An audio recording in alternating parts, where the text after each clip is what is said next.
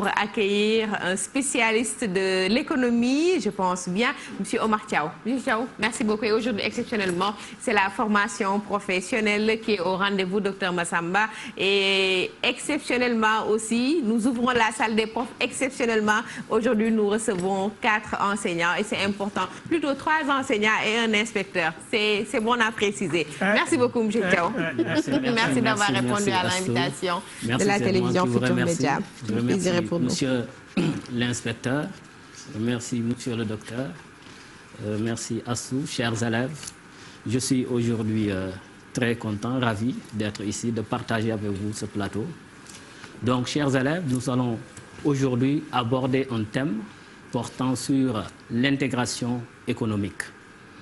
Donc, l'intégration économique, c'est le 3e chapitre de votre programme. Donc, certainement, vos professeurs ont dû étudier la balance des paiements. Ensuite, le 2e chapitre portait sur le commerce international. Et le 3e ici porte sur l'intégration économique. Alors, c'est quoi l'intégration économique? Par définition, donc, on sait que l'intégration économique, c'est l'unification des politiques économiques nationales des différentes nations, donc en vue de créer un marché commun basé sur la libre circulation des biens, des services et des capitaux. L'intégration économique, entre autres, permet d'améliorer la compétitivité des économies nationales. Elle permet encore de renforcer les relations commerciales entre les États membres. Donc, en quelque sorte, c'est ça, par définition, l'intégration économique. Il faut connaître, savoir également que l'intégration économique a 3 caractéristiques principales. Donc, ces caractéristiques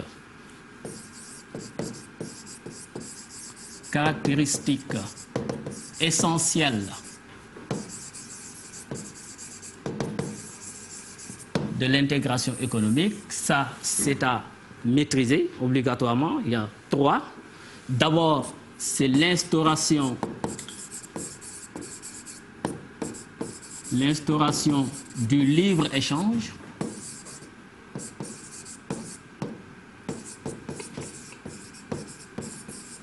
L'instauration du libre-échange. Alors, l'instauration du libre-échange, parce que l'intégration économique suppose la suppression totale ou partielle des barrières.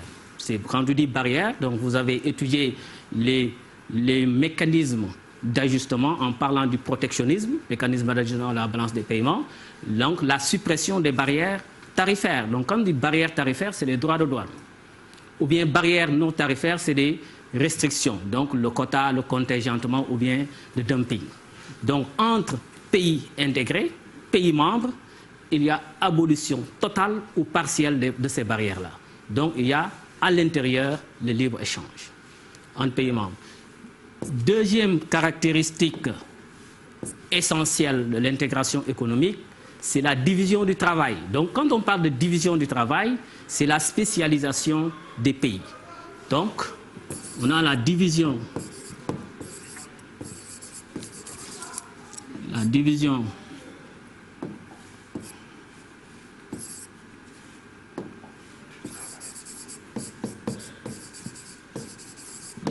du travail. Attention.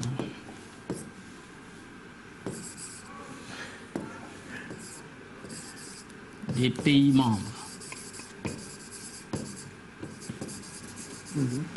Donc, deuxième caractéristique essentielle de l'intégration économique, c'est la division du travail des pays membres. Donc, chaque pays doit se spécialiser dans la production les plus efficaces. Ça peut être un bien ou bien plusieurs types de biens.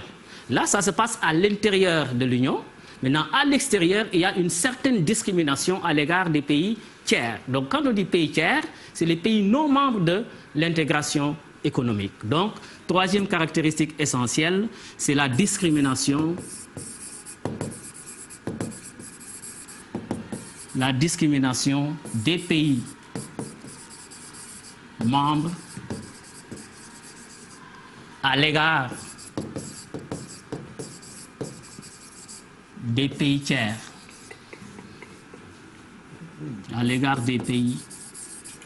tiers. Donc, nous avons ces 3 caractéristiques essentielles qu'il faut vraiment maîtriser. Donc, ça, c'est les caractéristiques essentielles d'une intégration économique. Alors, l'instauration du libre-échange, c'est-à-dire qu'il n'y a pas de barrières, donc les barrières tarifaires ou bien les barrières non tarifaires. Entre pays, il y a une certaine spécialisation pour les pays membres. Maintenant, à l'extérieur, il y a ces pratiques-là. Donc, entre les pays membres et les pays tiers, il y a une certaine discrimination. Donc, ça, c'est les caractéristiques essentielles de l'intégration économique. Maintenant, par rapport à l'intégration économique, il y a 2 modèles que les pays peuvent choisir. Donc, maintenant, à côté de ces caractéristiques, chaque modèle choisi a ses caractéristiques particulières.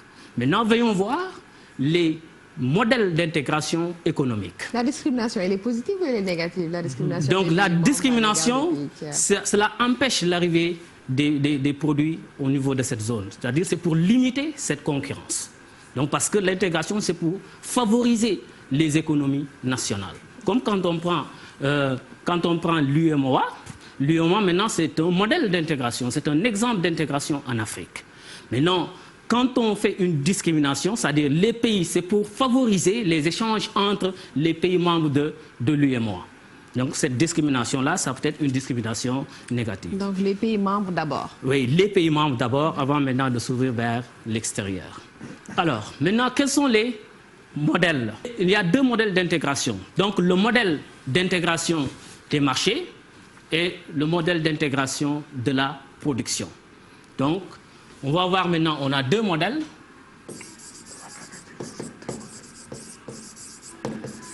Deux modèles d'intégration. 2 modèles d'intégration.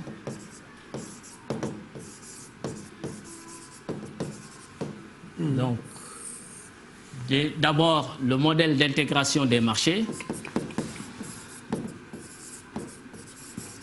Intégration des marchés.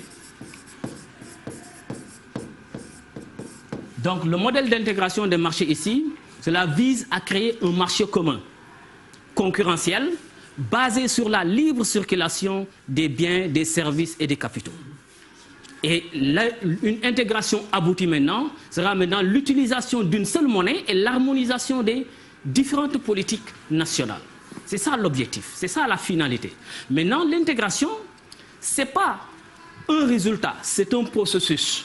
Ça se fait étape par étape. Ce n'est pas en un seul jour pour dire que voilà, c'est un modèle d'intégration. Donc, il y a plusieurs étapes pour l'intégration des marchés. Donc, quelles sont les étapes d'abord? Première étape d'intégration économique, c'est la zone de préférence douanière.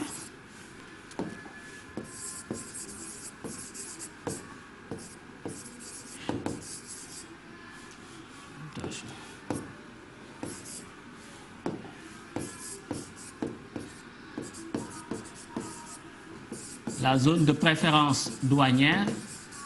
Donc, dans cette zone de préférence douanière, les pays s'engagent à diminuer les droits de douane. Ici, les droits de douane sont abaissés.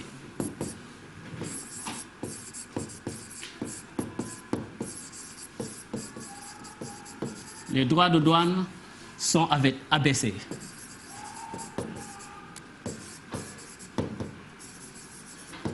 Donc ça, c'est la première étape. Ensuite, la deuxième étape d'intégration, c'est la zone de libre-échange. Donc, on va progressivement diminuer ou bien supprimer les barrières. On ne va pas dire un jour on supprime tout, mais c'est petit à petit. Donc, d'abord, la diminution, la baisse des droits de douane. Ensuite, la deuxième étape, c'est la suppression des droits de douane, qu'on appelle la zone de libre-échange.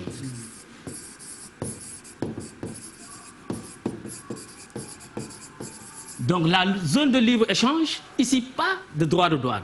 Chers élèves, attention. Ici j'ai dit zone. Faites la différenciation entre zone de libre-échange et accord de libre-échange. C'est 2 choses, c'est des termes un peu similaires, semblables, mais il y a une différence. Cette différenciation, c'est quoi? C'est que quand on dit zone, C'est parce que les pays qui s'engagent à signer des accords sont des pays limitrophes. Mais quand on dit accord, ce n'est pas forcément que les pays sont des pays limitrophes. Ça, c'est une différenciation entre zone de libre-échange et accord de libre-échange. Tout c'est basé sur des accords que les pays doivent respecter. Et maintenant, ce terme zone-là signifie que ces pays sont des pays limitrophes. Et là, maintenant, les droits de douane sont supprimés.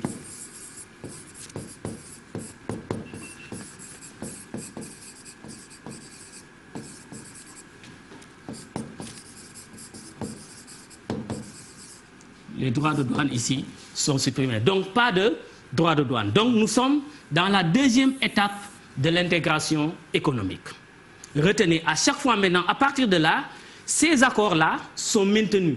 Ces acquis sont maintenus. Quand on avance maintenant à la prochaine étape, on maintient ceci et on rajoute quelque chose. On est à la troisième étape.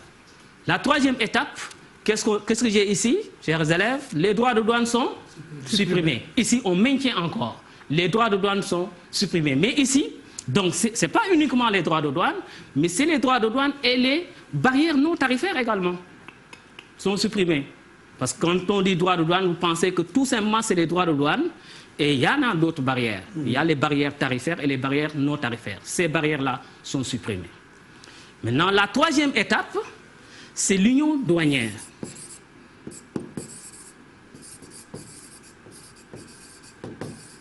Donc, union douanière, ici, pas de droit de douane, mais les pays membres restent maîtres de leur propre politique extérieure vis-à-vis des pays tiers.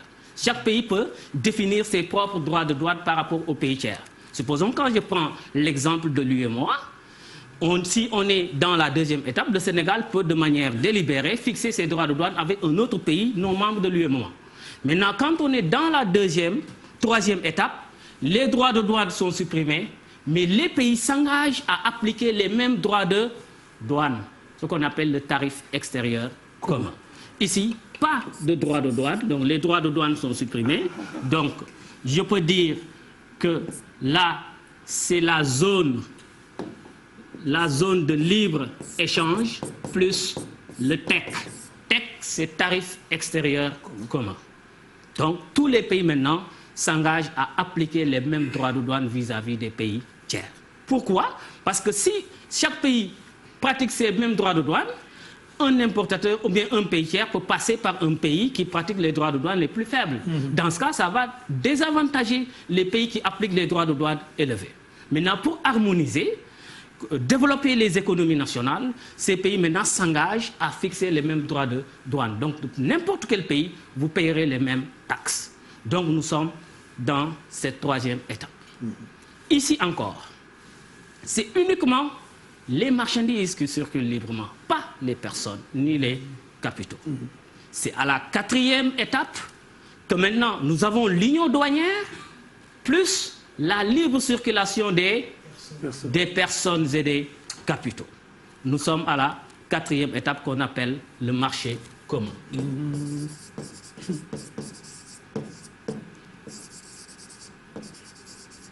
Donc le marché commun, c'est l'union douanière plus libre circulation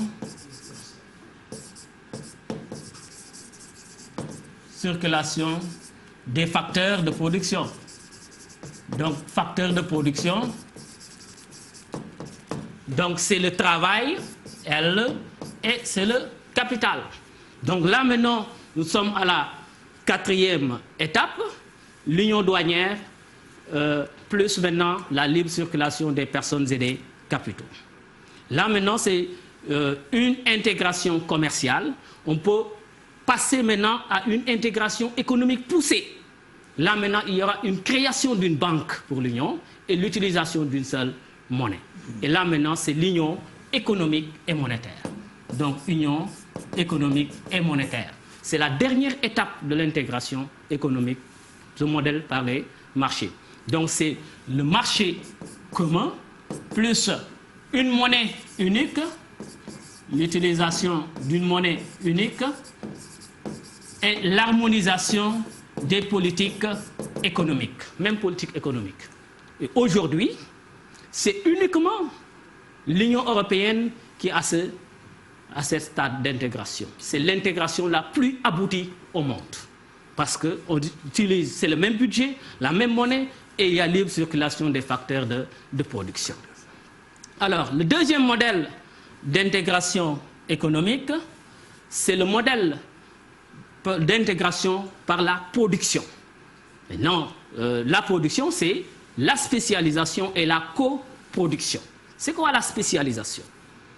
Alors, on dit que maintenant un pays se spécialise dans la production de biens lorsqu'il est attribué la production et l'exportation de ce bien. Parce qu'il détient des avantages par rapport aux autres. Ses coûts de production sont plus faibles par rapport aux autres. On dit une spécialisation. Donc, dans ce modèle d'intégration par la production, il y en a deux. C'est la spécialisation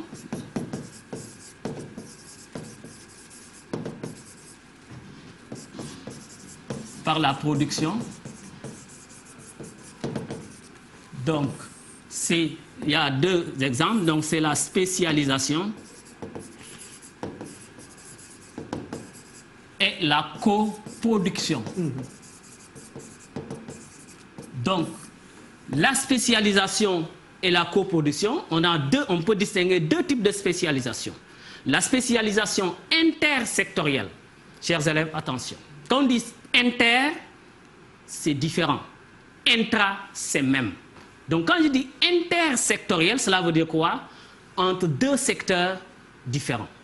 Intrasectoriel, c'est dans le même secteur. On a les secteurs d'activité, c'est le secteur primaire, le secteur secondaire et le secteur tertiaire. Donc, quand je dis spécialisation intersectorielle, c'est-à-dire un pays se spécialise dans les produits agricoles, d'autres se spécialisent dans les produits industriels. On dit spécialisation intersectorielle. Ou bien spécialisation intrasectorielle. C'est-à-dire, au niveau du secteur agricole, il y a plusieurs spécialisations. Quand je prends l'exemple de l'Afrique de l'Ouest, le Sénégal peut se spécialiser dans la production peut-être du ciment parce que détient en matière de ressources du phosphate. Le Nigeria, il y a du pétrole. La Mauritanie, il y a du fer. Donc, peuvent se spécialiser dans la production qui demande l'utilisation de ces matières. On dit la spécialisation intrasectorielle. La coproduction. Coproduction, ensemble, les pays s'engagent à produire le même bien, selon maintenant les dotations factorielles. Une voiture, un pays peut produire par exemple les pneus, l'autre va produire, etc. Et maintenant, ensemble, les pays vont fabriquer le même bien. On dit coproduction. Donc voilà en quelque sorte les deux modèles de spécialisation. Le modèle des marchés et le modèle de la production. Merci. Alors, merci. C'est magnifique. Je dormirai moins béba, pour ne pas dire le mot. Et ça nous permet de mieux comprendre le fonctionnement de notre économie, surtout avec les pays voisins et les pays partenaires. Et moi, en féru de football, j'ai dit cette leçon en mémotechnique me donne un système 3-2-4. Parce que j'ai un système en 3 caractéristiques, 2 modèles et 4 étapes. Donc ça, un élève en économie, il peut... Là, votre démarche est tellement pédagogique que moi, dès que vous finissez, je mémorise le cours en système 2, 3, 4. Voilà. Donc la fiche, elle est bien claire. Non, ça vraiment... C'est ce que je dis, moi, quand je vois machallah, des jeunes talents comme ça, des jeunes enseignants aussi engagés, mais qui sont clairs dans leur pédagogie, ben voilà quoi, on n'a qu'à les saluer, les appuyer, les encourager. Et c'est comme ça qu'on va faire avancer l'école sénégalaise. C'est pas en étant dans son coin, en disant qu'on est le meilleur, en cherchant la petite bête, en critiquant les jeunes qui viennent ici. Il faut les encourager, il faut les évaluer, il faut faire le feedback avec eux, il faut leur dire là où le bas blesse, etc. Améliorer au fur et à mesure. Voilà, commencer par leur dire qu'ils sont bons, d'abord.